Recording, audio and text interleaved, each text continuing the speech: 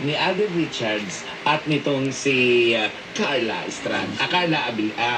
Alden Richards at Catherine Bernardo. Catherine Bernardo, Fernando Yung mga Bruno. taga-Divisoria, yung mga nagtitinda ng mga styrofoam, mga nagtitinda ng mga plastic. Sobrang init. Natuwa po sila kaninang umaga nang ako pumunta sa Divisoria at nagkwentuhan Patay na kami, po. nagpa-picture kay iba. Sobrang salamat po at very proud sila na ako ay tiga-Tondo. Ako po ay tiga-Tondo, Parola, Tondo, Manila. Isang anak mahirap na nagsisikap.